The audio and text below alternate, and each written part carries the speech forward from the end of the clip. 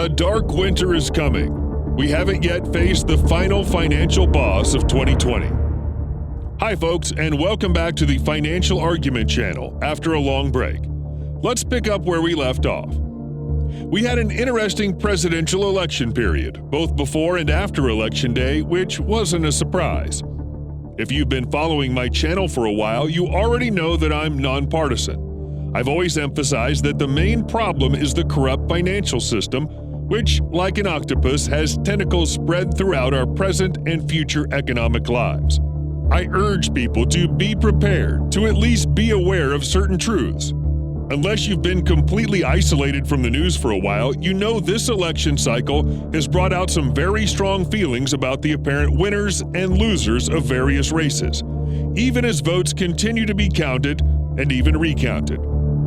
Here's the thing, the final results aren't going to please anyone, let alone everyone. America has been a divided country for a very long time. Having two distinct sides on any given issue means that people can be easily categorized, us and them, which makes it a whole lot easier for people to hate each other. You already know what happens after that. The last few months have just been a dress rehearsal. And since we're all busy fighting each other, we aren't focusing on the policies and institutions that have doomed our economy. Honestly, it doesn't really matter who the president is. All you need to know is that nothing will save our economy. Were you hoping for a hero? Maybe some kind of economic Superman? Sorry, that's not going to happen. Everything will either get worse or much worse. The ship's already started taking on water and it's sinking. Trillions of dollars from the Fed wouldn't be enough to cover the gaping holes, even if it cared about the ship sinking. This chart from the Fed will help us understand what's happened before. The issue I talk about the most with the Fed, the stronghold of the corrupt financial system, is the issue of unlimited money printing, which they've increased to a historical level of madness in recent months. But this does not mean that I advocate for overly narrow financial decisions by the Fed. These types of policy decisions must be made in the interests of the American people and the economy. But we already know that's rarely the case. As I've pointed out in the chart here, it's very clear whose interests are served by the crazy money-printing experiments of the Fed. The chart shows that during the early years of the Trump administration, the Fed was removing money from circulation through interest rate decisions, but that trend was reversed in 2019. Trump and the Fed have often been at loggerheads over economic policy, and Trump has frequently criticized the Fed for its interest rate policies. Of course, we know that the Fed was never likely to completely act the way Trump wanted to begin with. Trump's decision to put a portrait of Andrew Jackson in the Oval Office when he took office could be seen as a signal that he saw Jackson as a role model, at least with regard to Jackson's fight against centralized control of the monetary supply. Looking to the next administration, let's talk about what Biden's relationship with the Fed might look like and what it could bring us in the future. First of all, control of the Senate, which won't be finalized until January 5th, will be a key factor in a number of policy areas. As you can see, the Bank of America Research Investment Committee predicts that if the President and the Senate are both Democratic, there will be more fiscal stimulus. Of course, what this actually means is that more money will be printed. Leaving aside party control of the government, let's focus on Biden's economic perspective. As I'm sure you already know, Biden was vice president during the Obama administration. Obama won the 2008 election against the McCain-Palin ticket after the Emergency Economic Stabilization Act was passed in October 2008, which, combined with the Troubled Asset Relief Program, became Public Law 110343 and was signed by George W. Bush. While initially implemented under President Bush, this program was extended through October 2010 under the Obama administration. Together with the Fed, the 8 years of the Obama administration were a time of money printing previously unexperienced in world history, printing approximately 3.5 times as much money as during any other point in U.S. history. Although this has been attributed to then Chairman of the Fed Ben Bernanke, the Obama administration had the final say, which means that Biden may not be all that opposed to additional printing of money.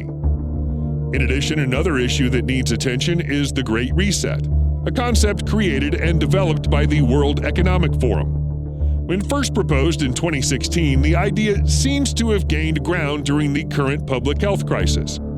An editorial in the National Review has raised a number of concerns about the language used in the initiative.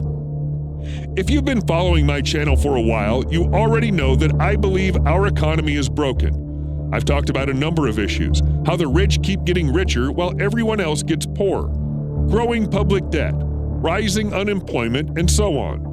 But the Great Reset's apparent reliance on large-scale spending programs that governments have created in response to the current context is a real issue. Printing more money isn't going to solve these problems and may even speed up our economic collapse. In previous videos, I've discussed the threatened global reserve currency status of the US dollar. Interestingly, in 2017, the managing director of the IMF speculated that cryptocurrencies could eventually replace central banks and national currencies. There has even been speculation that a cryptocurrency could be the next global reserve currency, even replacing the US dollar. The IMF itself has sought to explore blockchain and cryptocurrencies, launching a quasi-cryptocurrency called the Learning Coin in 2019.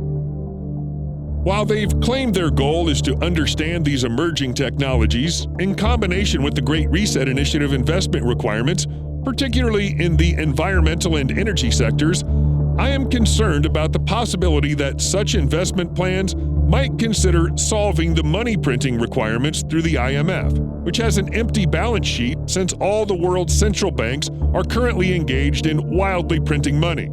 There's also been some concern about the possibility of using crypto US dollars in some kind of universal basic income program. While Trump's nominee to the Fed, Judy Shelton, has discussed the idea of a crypto dollar, the difference is that it would be tied to the gold standard rather than a fiat currency. It's entirely possible that we may soon be faced with a digital dollar and digital IMF coin that, like current Fed money printing policies, aren't restricted and can be used as unlimited money without regard for the actual economic consequences. My ongoing concerns over unlimited money printing by the Fed, even for digital currencies, also extended to any potential Green New Deal-related legislation. The Green New Deal itself was a non-binding resolution introducing a long-term framework of areas where environmental legislative action may be mobilized, including the reconstruction of all American transportation and infrastructure, 100% use of renewable energy, healthcare for all, and guaranteed jobs for all. The sponsor of the resolution in the House, Representative Alexandria Ocasio-Cortez, said that achieving such a wide range of legislative goals would cost at least $10 trillion. But according to estimates from think tank American Action Forum, a 10-year cost of between $51 trillion and $93 trillion is more likely. This is an extremely horrible figure. That's more than the total value of the thousands of companies listed on the global stock exchanges in 2019. Then there's the $7 trillion budget plan Biden proposed in July, which he claims will be funded by taxes. It's important to note, however, that the revenue sources listed only total roughly $4.6 trillion. Where would the rest of the money come from? Expenditures like healthcare, higher education, infrastructure, etc. in Biden's proposed budget already total $7 trillion. But he's also proposed spending an additional $2 trillion on clean energy and infrastructure. We already have a gap between the revenue and the budget. Now we should increase it by another $2 trillion? What kind of nonsense is this? What do those who oppose these ridiculous plans, including me, have in common? Doubt that the American economy could actually survive spending this kind of money. The U.S. has both a foreign trade deficit and a budget deficit, in addition to a huge economic hole and skyrocketing debt. Please look carefully at the chart, and you'll see that the American economy has had an ongoing deficit since the 2000 crisis, although a little recovery is expected in 2025. You should also note that none of the priorities outlined in the Green New Deal fantasy framework are included in these numbers. America's foreign trade deficit has existed since 2000. In fact, there's a strange situation right now. While the foreign trade deficit has been improving after the crisis in 2008, the trade deficit has increased in the current financial crisis period. There's also a terrible trade deficit between America and China, despite Trump-era sanctions against China.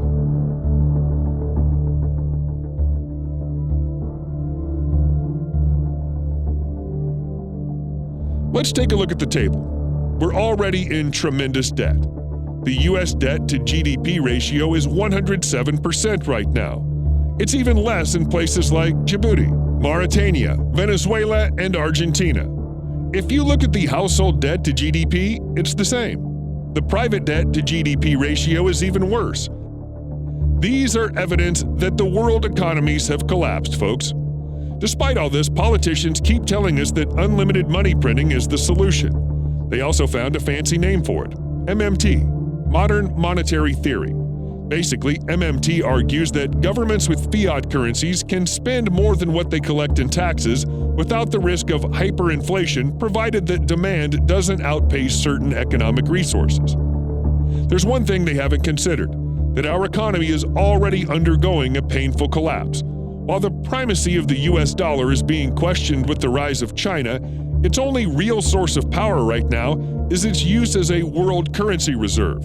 Don't they realize that if you just print tens of trillions of dollars, the dollar will lose this reserve status? I'm not going to debate what should or shouldn't be a political priority. I'm far more concerned that the unlimited printing of money to pay for various proposals will provide us with the same economic collapse the Roman Empire experienced due to harmful economic policies that included everything from the limitation of gold and silver resources to debasing the currency. Nearly everything we've seen so far this year, including the economic, social, and political turmoil, has just been a dress rehearsal for what's coming. So be vigilant, hold on to your metals, and get ready for a dark winter. See you next video.